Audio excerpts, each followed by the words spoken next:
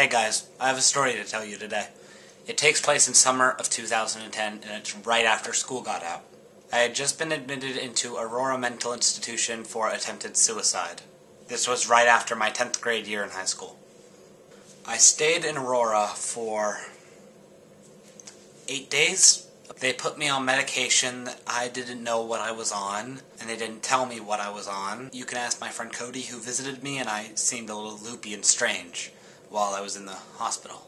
It was two days before I was released from the hospital. I got a roommate. My roommate's name was Chris. He was a really cool guy. He enjoyed music. He was a writer and a singer. He played guitar. He was just a nice guy. There was one thing wrong with him. He had PTSD. Post-traumatic stress disorder. We were good friends for the while we were in there. So we shared stories and all that stuff. He helped me write a few of my songs, and we discussed things. He taught me stuff, I taught him stuff. One phrase that sticks out to me from him was, remember, the 5th of November, the gunpowder treason and plot. I know the phrases from Guy Fawkes and all that. I didn't know that beforehand. He taught it to me. So I left the hospital, and before I left, he wrote in my journal that the hospital had given me. And he wrote a few things. He wrote his full name, his Facebook URL so I could find him, his phone number, his home phone number, and his email address. And I gave him my cell phone number so we could keep in contact after we got out of the hospital. I got out, and a few days later, I searched him up on Facebook. I typed in his name. He wasn't there. I searched up the URL he gave me. He wasn't there. No URL existed for that name. I looked up his email on Facebook. No Facebook registered to that email. I emailed his email. The email never existed. I called his cell phone. No cell phone number in place for that number. And I called his home phone. They had no idea who I was talking about.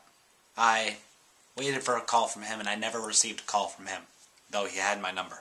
I kept the journal in a drawer over here on my desk, and I never moved it from that drawer. If I took the journal out, I looked at what I wanted to look at, and then I put the journal back. Every now and then I would recheck all the information and see if it existed, and every time it came up negative. So, a few months ago, I looked in my drawer, and I found the journal. And there was no page for contact information in the journal. No page at all. So I asked my only person I had kept in contact with from the hospital if they knew who my roommate's name was while I was in the hospital. And they said, Michael, you didn't have a roommate while you were in the hospital. They wanted to move you to a different room, but you didn't have a roommate. I can't find the journal today. It's gone, so a few song ideas are gone, but I don't know if Chris existed. I don't know if he was just a thought of mine or if he actually existed. I already have hallucinations and all that, but up to that point I had never hallucinated in my life.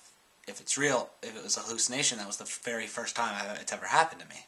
It's never been that real every other time it's happened. It's never been so realistic to where I shook his hand. We high-fived. We were friends. If anyone has any explanation to this, then that'd be great.